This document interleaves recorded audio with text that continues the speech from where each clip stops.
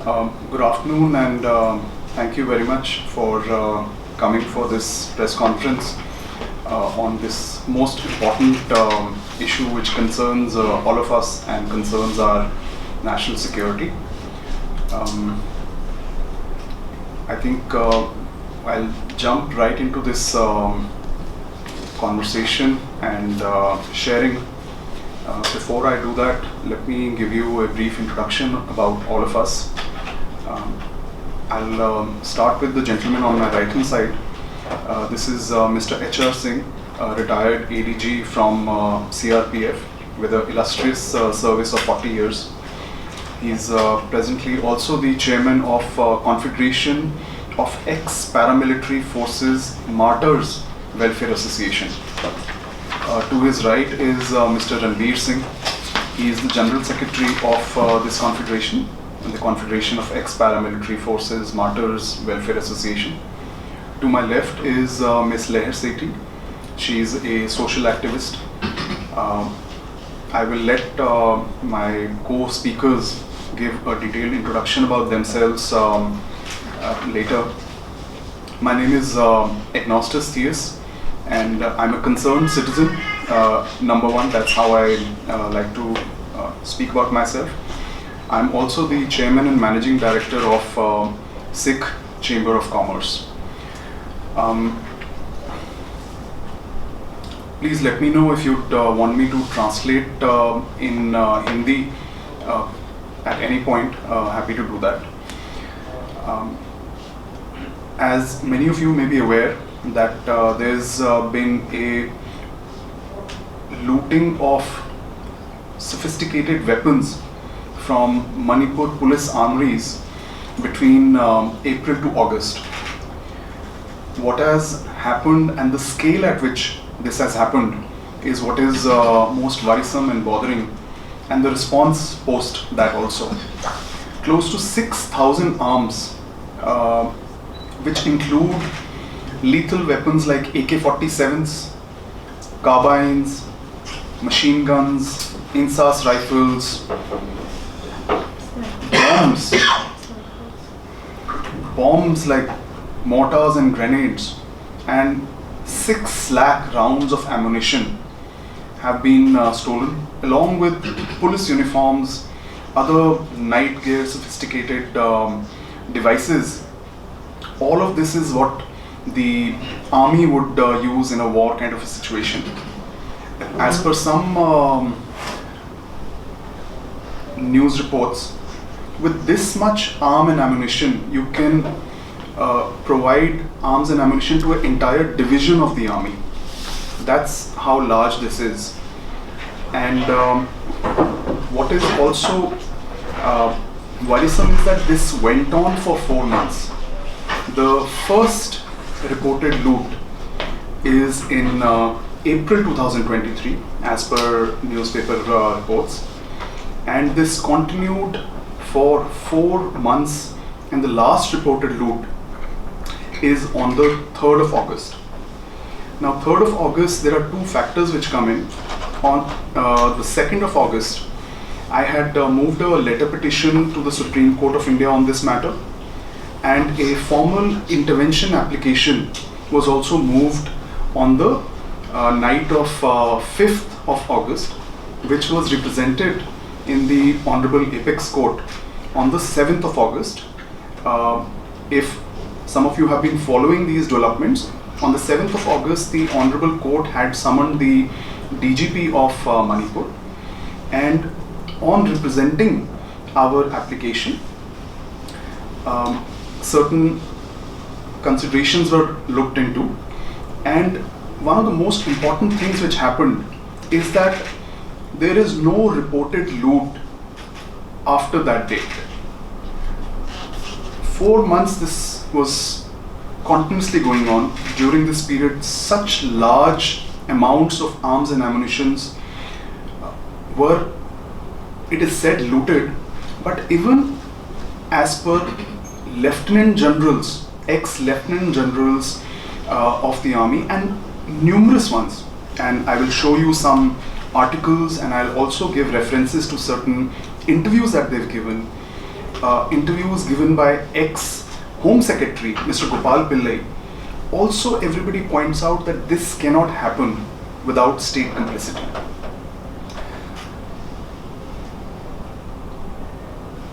When these purported lootings happened, nobody was injured on either side. Not a single bullet was fired. And it looks like this was all very well planned and strategized. In June, on the 22nd of June, a CBI team went to inquire and investigate into one of the looting incidents.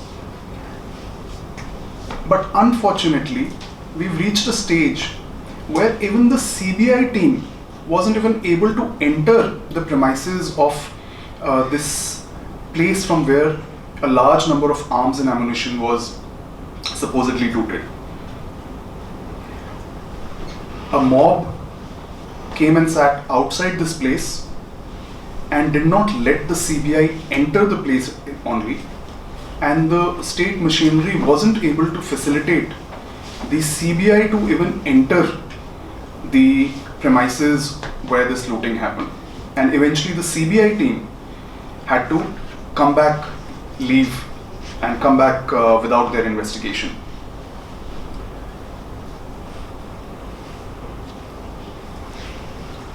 There is also one incident, which is that mobs made an illegal restraint of army personnel, leading to the army being forced to free 12 militants. Now, when you combine designated militants being freed in this manner with such a large quantity of arms and ammunition in the hands of anti-national elements, terrorists, miscreants, it makes the matter worse and grave. Overall, entire national security has been compromised because there is no guarantee that these weapons will not be used elsewhere. While it is most sad and unfortunate that our brothers and sisters in Manipur are dying and being killed using weapons which are government property, at the same time these weapons might have already been transported to other parts of the country. There is at least one news report which says that some of these weapons have been even sent to Myanmar, which makes this a threat to not just national internal security, but it can escalate into a matter of international peace and security. There are numerous organizations which comprise of the most illustrious and senior-most people who've handled our national security and have kept our borders safe, who have on record from very early days said that this needs to be addressed in a very urgent manner, keeping policing and party politics separate. I am quoting here from Indian Police Foundation via a tweet from their official handle on July the 26th. They make a very, very important point, saying that the Manipur police failed their constitutional duties to protect all citizens equally. And then they further go on to say that the only solution, let me actually read the whole tweet for you so that there is no confusion. It starts with Manipur needs peace and healing now. Manipur police, in the midst of it all, failed their constitutional duties to protect all citizens equally. But ultimately it's Manipur police and CAPFs who should douse the fires and help heal. Only solution, free up policing from party politics. In another tweet, which was actually the first tweet on this matter, on July the 15th, they have requested the continuing violence in Manipur demands urgent action from central and state governments, police and CAPFs. Crucial for all stakeholders to unite and restore peace, as its festering could have grim consequences for people of the border state and potential ripple effect on neighboring states. Their follow-up tweet also says, this is on 26 July, and we'll give you all these files so that you can peruse through them. In fact, this is all attached in the intervention application which was filed in the Honorable Supreme Court. And I will also apprise you of the orders passed by the Honorable Supreme Court on this matter in the last 2 days. Indian Police Foundation, which has some of the best people in place. Current chairman is the ex-governor of Manipur, who's been a DGP of BSF. It has the likes of Mr. Prakash Singh, who's again a former DG BSF and has been DGP UP and Assam. It has Mr. Deepak Parekh, who's chairman of HDFC. It has the former director of CBI, Mr. Rishi Kumar Shukla, senior advisor to MHA, Mr. K. Vijay Kumar. It's literally the who's who of people who've handled internal security, who are part of this organization. And they're very categorically saying allowing thousands of weapons and lakhs of bullets to be looted from police armories and allowing warring groups to use them, it is no easy task to bring back normalcy. And this brand of mixing politics and policing is dangerous, both for societal peace and national security. This is the Indian Police Foundation putting out a tweet from its official Twitter handle, which, like I mentioned, is part of the IA. And continuing just from this tweet, how can there be peace in a state if there are this large quantities of arms and ammunition in the hands of civilians, in the hands of terrorists, in the hands of miscreants? Most senior officers, again, in recorded conversations with amongst themselves, lieutenant generals, and giving interviews to senior journalists, have very categorically said that had it been any other state or any other part of the country, the action by the center would have been certainly very, very different. It any which ways should have been very aggressive in ensuring recovery of all these weapons. There are basically what they have said on record is that what has happened in Manipur is unprecedented. Unfortunately, the response required by both the center and the state governments has not only been missing, but it's nowhere in sight. I had also sent a representation to the Home Ministry and Ministry of Defense early on in September, raising concerns besides the application filed in the Honorable Apex Court. And one of those concerns were that is it not possible that these arms and ammunition can be used against the police, against our paramilitary forces deployed there, against our armed forces deployed there or elsewhere? And in just the last 4 or 5 days, those concerns have unfortunately also proven to be true. There's a Manipur police officer, I believe he's of the rank of sub-inspector, who was shot dead by a sniper fire. There's a army jawan who had gone home on vacation. He was abducted on gunpoint and shot dead later on. So those concerns mentioned in my representation to the Home Ministry on the 4th of August, again, that representation is here in the file. You're most welcome to have a look, go through it. Those concerns are also coming true.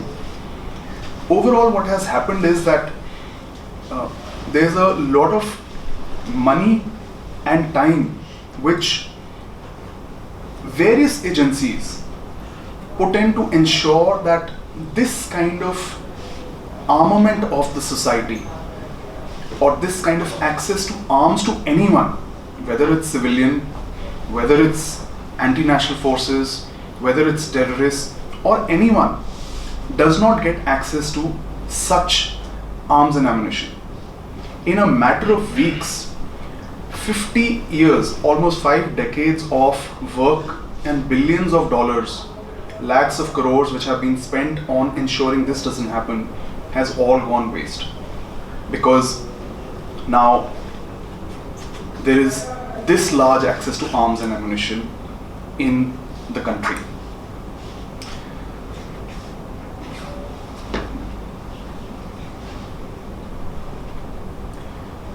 What this also does is it can set a precedence, because when accountability is not ensured, when those who've let this happen are not held responsible, then it encourages others to do similar things elsewhere too. So today there's no guarantee that this will not be replicated, and that's why in my representation to the Home Ministry, I have requested that you secure armories all across the country besides Manipur.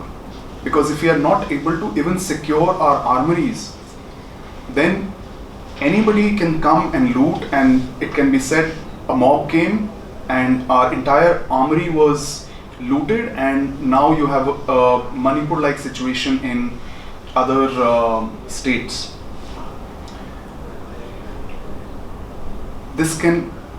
What is happening in Manipur is already a concern for freedom, for civil rights. We've seen the videos which have emerged, and everyone, again, all the senior most army generals, ex-army generals, the ex-home secretary have said, and it's just very common and obvious, that until and unless these arms are recovered, violence cannot stop, peace cannot return. So there needs to be a very urgent approach taken by everyone concerned to, number one, recover these arms. And I think Mr. Singh, Mr. H.R. Singh and Mr. Ranveer Singh and their colleagues who are here from, who've served in the paramilitary, may be able to shed some light on how quickly this can actually be done by our armed forces once they are given the go-ahead. And it's not something that they haven't done in the past, or it's not possible. Mr. Gopal Pillai, on an interview, goes on to say that it seems that the authorities want these weapons out in the hands of people, which is shocking for me to learn. I must also say that I had to do all of this running around and filing of the application, sending the representation, and everything in between as a citizen. And I was wondering why those who are concerned have not done this at the very first instance. I was shocked to see sophisticated guns in the very first rally, the images when they emerged, and from there on I started following, but it just developed into something which one could never have imagined that it can happen in a country where there is so much money spent on law and order. We are spending billions and billions on buying arms and ammunition from all over the world and creating our own arms and ammunition.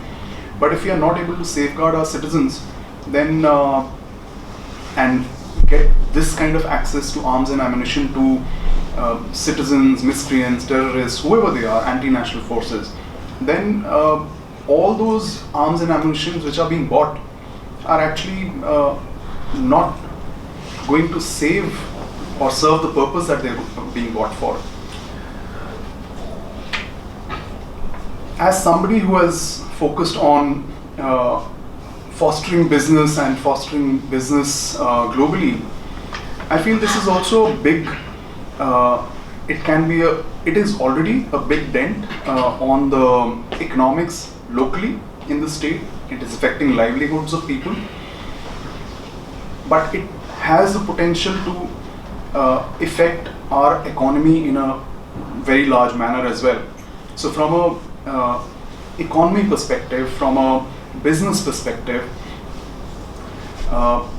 it is a matter of grave concern, and unfortunately it can lead to a further exodus of people from India who are now going to be additionally concerned for their very basic safety and security. In the very first order which was passed after the 7th of August hearing by the Apex Court, as some of you may be aware, or all of you may be aware, that a 3-member committee was formed to look into all the aspects of the problems and violence in Manipur. And additionally, a special officer was appointed by the Honorable Court to be the in-between person between the court and the committee, which is Mr. Dattatreya Patsalgikar, who is an ex-DGP of Maharashtra. The Honorable Court in its order issued directives to Mr. Dattatreya Patsalgikar to ensure that depending on facts of each case, the FIRs are registered by invoking relevant penal provisions illustratively. Some of the provisions are set out below, and among the various others, I will right now in this press conference only focus on the provisions or the sections of the IPC which are relevant in the arms looting matter, in our opinion. Section 121, waging or attempting to wage war or abetting waging of war against the government of India. Section 121A, conspiracy to commit offences punishable by Section 121. Section 124A, sedition. Section 392, punishment for robbery. 395, punishment for dacoity. 436, mischief by fire or explosive substance with intent to destroy, house, etc. Arms Act 1959, Section 25, punishment for certain offences. Unlawful Activities Prevention Act 1967, popularly known as the UAPA, and Section 15, which is the Terrorist Act. Section 16, Punishment for Terrorist Act, and Section 18, Punishment for Conspiracy, etc. So these are the sections which were invoked, or the special officer has been instructed to register FIRs under wherever applicable. In the same order, in para 29C, the Honorable Court instructs the Union and the state of Manipur to take stock of the number of arms missing or looted from armories of the state, and of these, the number of arms which have been recovered, formulate and implement a plan to recover any missing arms. In the last date, the Honorable Court has directed the state of Manipur to place before the court for its perusal by the state of Manipur a status report to which the Solicitor General agreed to. So a status report on the arms matter.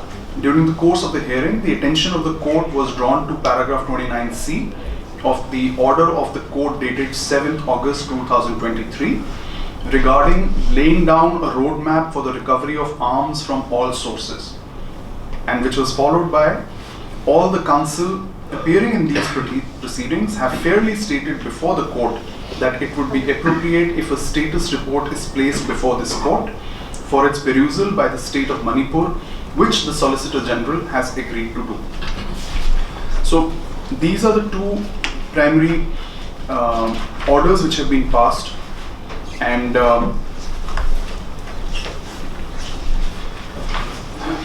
there is a copy of the representation sent to the Home Ministry. Most of the key aspects of that representation are in the press release, which will be shared with you after the press conference.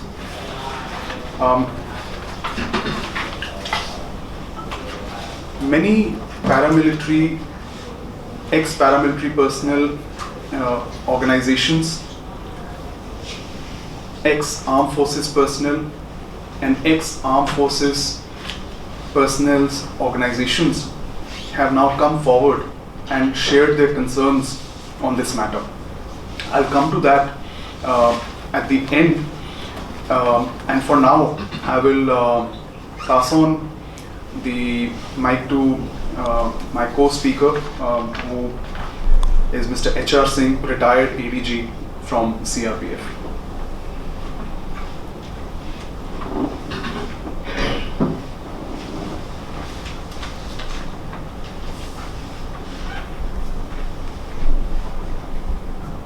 Thank you, Mr. Administrators. As you know, we come from a country where peace is our USP. With Gandhiji, Swami Vivekananda, and many people, Lord Buddha, they have all origin in our country. So we have been working, I am senior advisor to Economic Council of India also. We are working on peace economy. We used to say when we were recruited in the force, that for prosperity we need peace, and for peace we need land order, and for land order we need paramilitary force. So our role has been to establish peace under disturbed conditions. In my 40 years of service, I have served in Northeast and especially in Manipur also. Manipur has a unique geographical location. It has its border with Myanmar and it is strategically located. It has got international ramifications. From Burma, so many imported things used to come, especially baby suits, and drug trade is very famous in these northern eastern states. The young students and youths, they were all drug addicted when I was there in Manipur in 1999. 70% of youth was drug addicted. But culturally, Manipur was a very rich state, very sober, simple and docile community, both Kukis and Meitei. The Meitei are in majority and Kukis are in minority. Kukis are in the hill area and Meitei are in the valley, Imphal Valley. So basically in Imphal there were two districts, Imphal West and Imphal East. Imphal East used to be more sensitive, Imphal West was comparatively better. When I compare that Manipur of 1999 and 2000 and today, what the situation prevailing in Manipur, it is really very deplorable. So that was the scene which was being repeated in Manipur. And this thing has happened, weapons have been looted since last 4 months. It is continuing even today. Only in last Saturday, a army man had gone on 4 days casual leave to his hometown. And in presence of his 10-year son, he was abducted on gunpoint and next day morning he was shot in the head. His dead body was recovered from Imphal East. So the response of awakened citizens like Mr. Chos has been very praiseworthy. On the other hand, the response from the state government, the state police forces, the large number of army, CAPF and police personnel, they are present within the state. What they are doing, there is no correlation between large number of police forces, security forces, army personnel within the state, and the action being taken on the ground. So this is affecting the morale and motivation of these security personnel, because they are just project without any action. They should be effectively used to restore peace in the state, and we wish that good sense prevails and peace is restored at all cost. If more forces are required, more officers are required, government will have no dearth of resources. They should be pumped into Manipur state. And peace at all costs and normalcy at all costs should be restored in Manipur state. So this is all what I can say. We are also, I would like to take this opportunity to mention that we from the paramilitary forces, our Jawans who were recruited in 2004, they are not getting pension. Honorable High Court has ordered that they are armed force of the Union, but even then Centre has gone in appeal to Supreme Court. Secondly, our Jawans and paramilitary personnel, they are being given second-rate treatment. They are not being handled with that care. As an officer, we have won case from the Supreme Court, but those orders have not been implemented on ground till today. Our officers, they are not getting, our officers with 30-40 years of experience are not becoming Director Generals of the respective force. So the leadership issue is one, and capacity of the entire machinery is the another issue. In this Manipur case, the entire state machinery who are answerable to these things, it seems there is no accountability to these representatives whom we elect and give those higher responsibilities as Chief Minister and as you may say, all sort of power we give them in democracy. As you know, democracy, it is by the people, for the people, of the people. But in Manipur case, this existence doesn't hold good. It seems that people have no authority at all. They are at the mercy of these people who are sitting on those chairs. There is no moral value. They should have resigned by now at their own. If they are not able to control situation, on moral ground they should have resigned at their own. The DG police should have resigned, the CM should have resigned, all cabinet should have resigned. Because the state of affairs is such, it is such, means in my 40 years of career I have never come across in such a barbaric and in such a indignified treatment given to the human beings in Manipur state. So now in case you have any questions, I would be happy to answer that. I think that would be better. If some of you want me to repeat in Hindi, I can do so. And I think that will be better if a few questions are asked from the media and then I reply that. Thank you. How's the looted in Manipur? Do you think it can happen without the administration or someone from the state being involved? It seems so that there was no resistance from the state organization as a whole. That there is some agreement between cookies and the government that I think the state machinery has facilitated taking away of the weapons. It seems cookie.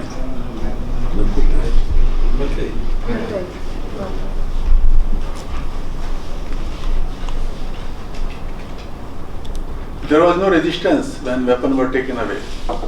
And it is apparent that even they were taken away, they were looted, by now state machinery should have come in action to recover them. No action is visible on ground. I think without going into which community it was handed over to, I think the most important aspect is that such a large loot was allowed to happen without any resistance, without even a single bullet having been fired. That's what's important, because there's a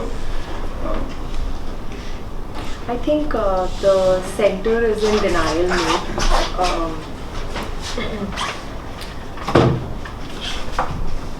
So my father was in the Assam regiment, and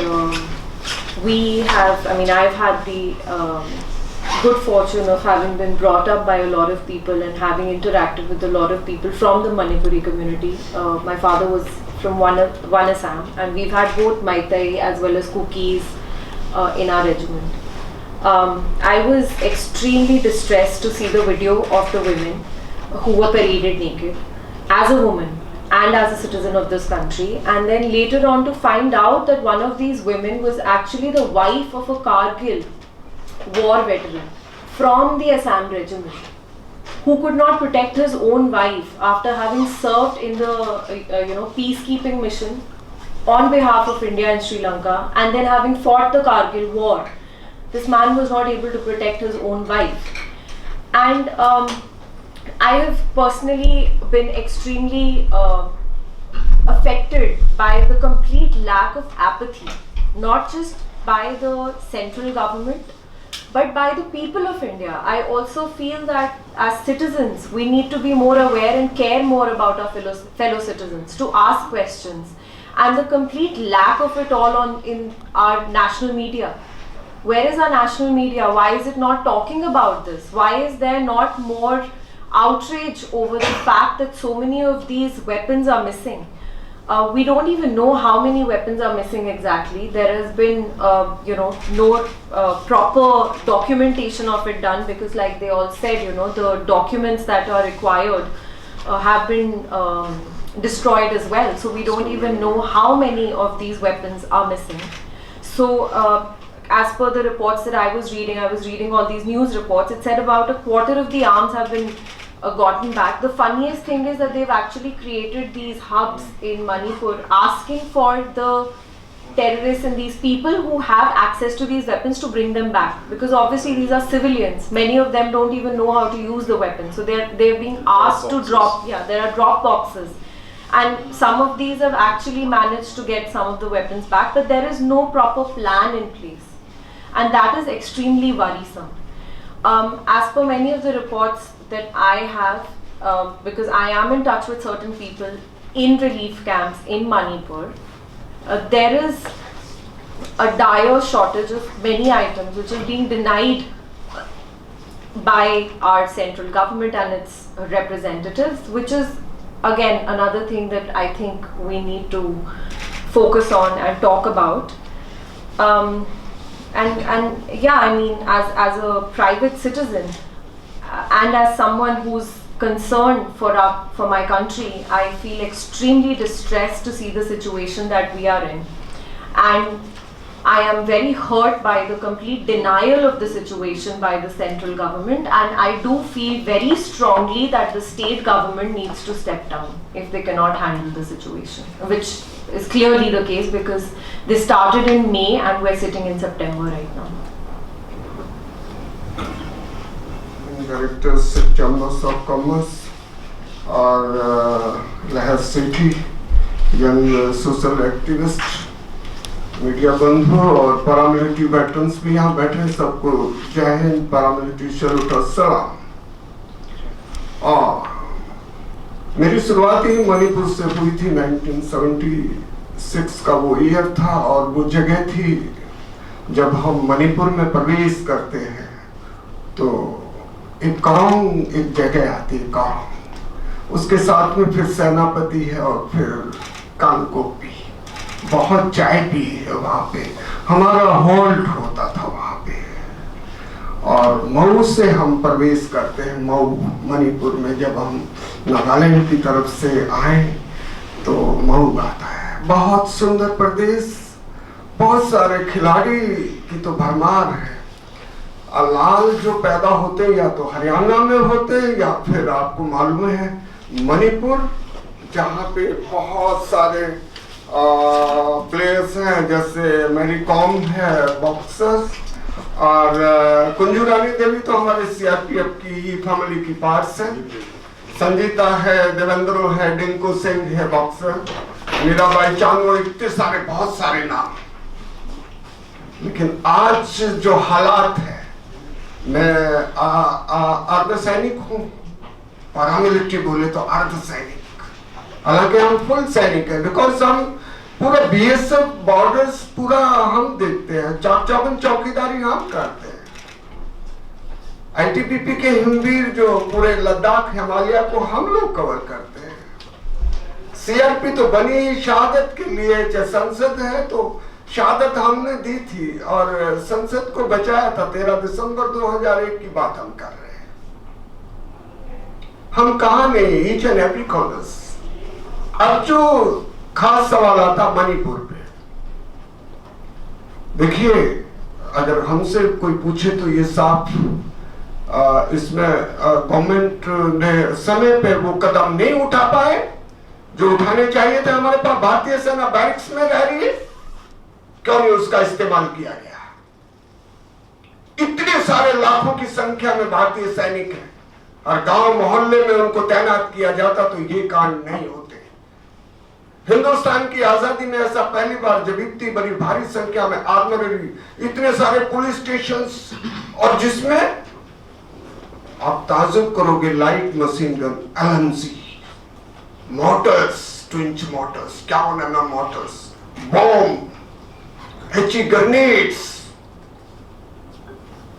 कितनी सारी जो है sophisticated weapon, जिसमें जो है SLR है, rifles, 5.56 rifles था।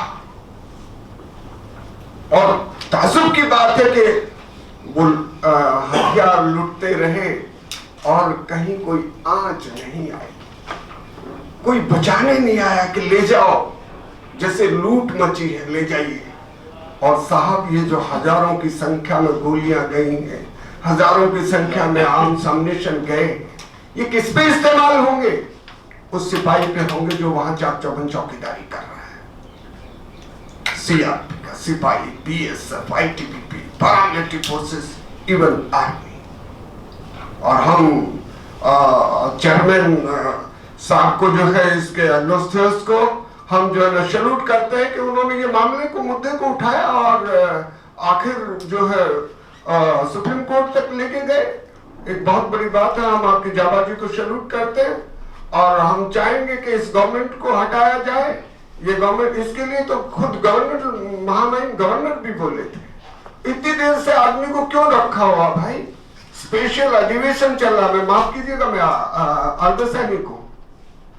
अब पार्लियामेंट का सेशन स्पेशल चलाया आपने, क्यों नहीं आपने जो है वो 4 दिन तक चलाते? कितनी महिलाएं हमारी जो है, कितने, मतलब आप कह नहीं सकते कि ऐसा जैसे सर बोले हैं तालिबान जैसा वो कांड हुआ है। आज जो है आम जो दैनिक जीवन में जो आने वाली चीजें, चाहे दवाइयां हैं, हॉस्पिटल, आपके जो एजुकेशन, बच्चों की एजुकेशन, स्कूल, बहुत बड़ा असर आ रहा है। वहां से खबरें नहीं आ रही है और हम चाहेंगे कि ये जो आर्म्स और अम्युनिशन जो लूटे गए हैं, गवर्नमेंट उसके ऊपर कदम उठाए और सरकार अगर नहीं चल रही तो इसको डिसबैंड किया जाए। ये मेरे दिल की बात है, माफ कीजिएगा।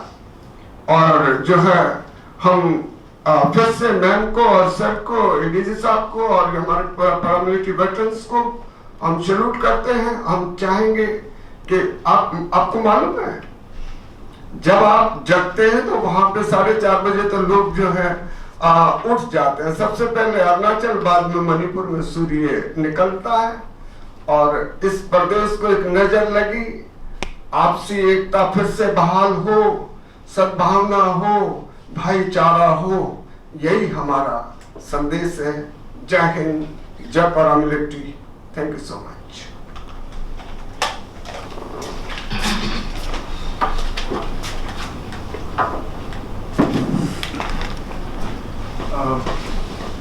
जो रणबीर सिंह साहब ने कहा उस पर थोड़ा सा एक आगे ऐड करते हुए कि ये गोलियां हमारे पैरामिलिट्री के जवानों पर चलेंगी या हमारे आर्म फोर्सेस के जवानों पर चलेंगी, जो ऑलरेडी अब होना शुरू हो गया है। जैसे बताया गया कि आर्मी का एक जवान जो छुट्टी पर घर गया था, उसको उसके घर से गन पॉइंट पर किडनैप करके अगले दिन उसको गोली मार दी गई।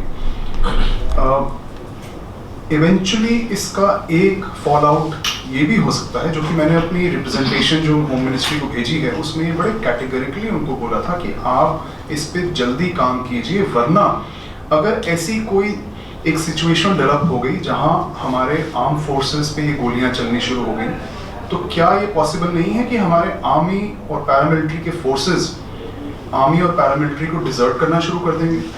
क्योंकि उन्होंने इससे पहले तो एक ऐसी सिचुएशन में एंटर किया है जहाँ पे कि एटलीस्ट दूसरों के पास आर्म्स नहीं है, लेकिन इतने बड़े क्वांटिटी में आर्म्स एंड एम्यूनिशन से अब उनकी जान को मल्टीपल टाइम्स खतरा हो गया है। तो एक्शन जो लेना चाहिए हर कंसर्न अथॉरिटी को, वो मणिपुर के लोगों के लिए भी लेना चाहिए, पूरे देश के लोगों के लिए लेना चाहिए, लेकिन सबसे पहले हमारे आर्म फोर्सेस और पैरामिलिट्री फोर्सेस उनके लिए लेना चाहिए, क्योंकि वो लाइन ऑफ फायर पे खड़े हैं। X home secretary Shri Gopal Pillai का ये भी कहना है कि अगर सरकार द्वारा टाइमली एक्शन लिया गया होता बिल्कुल शुरुआत में, और मे बी कुछ सीआरपीएफ की डिप्लॉयमेंट वहां कर दी होती, तो ये सिचुएशन डेवलप ही ना होती। मैं आर्म फोर्सेस की एक एक्स आर्म फोर्सेस सर्विसमैन की एक एसोसिएशन है, उनके वहां से एक जो चिट्ठी आई है उसका एक ब्रीफ आपको पढ़ के सुना देता हूं कि उससे शायद आपको पता चले कि जो हमारे आर्म फोर्सेस के पर्सनल हैं वो क्या सोच रहे हैं कि इसके क्या क्या मायने हो सकते हैं। उनके हिसाब से इन हथियारों का इस्तेमाल राष्ट्र विरोधी आंतरिक और बाहरी ताकतें देश में कई स्थानों पर हिंसा फैलाने में कर सकती हैं। पूर्व में मणिपुर राज्य में नागा और कुकी के बीच काफी हिंसक संघर्ष हुए हैं और नागा उग्रवादियों और सुरक्षा बलों के बीच ये संघर्ष चला है, लेकिन वर्तमान में एक समझौते के कारण संघर्ष विराम है।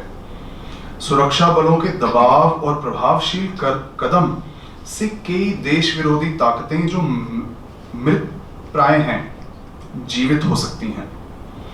इतनी बड़ी मात्रा में हथियारों का लूटे जाना और गलत तथ्यों के हाथों में पड़ने से कई राष्ट्र विरोधी ताकतें राष्ट्र के खिलाफ युद्ध छेड़ सकती हैं।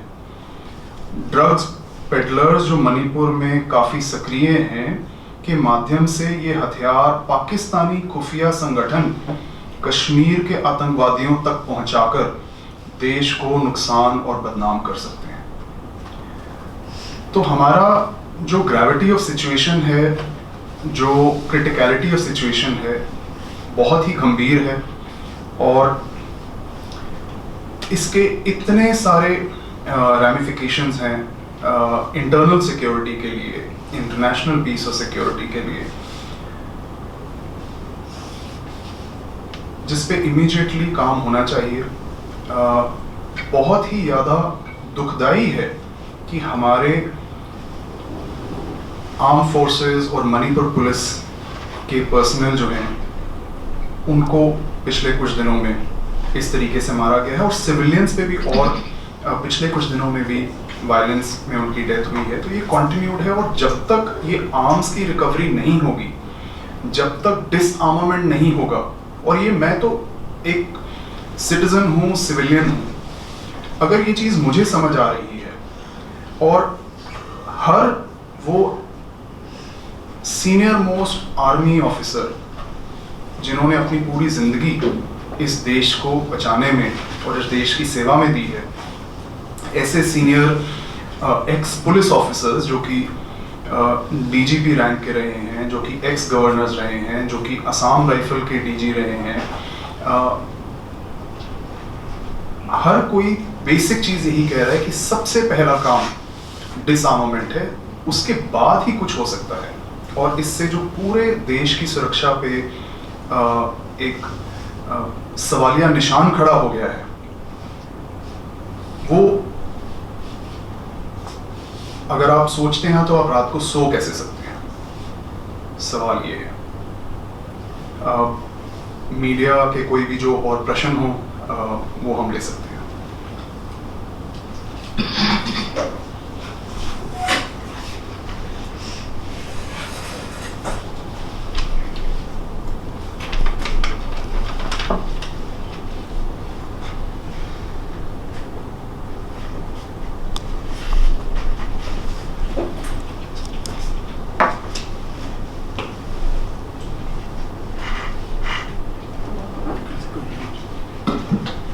आप सभी का बहुत बहुत शुक्रिया और आभार यहाँ इस मुद्दे पर आने के लिए और हमारी बात को सुनने के लिए।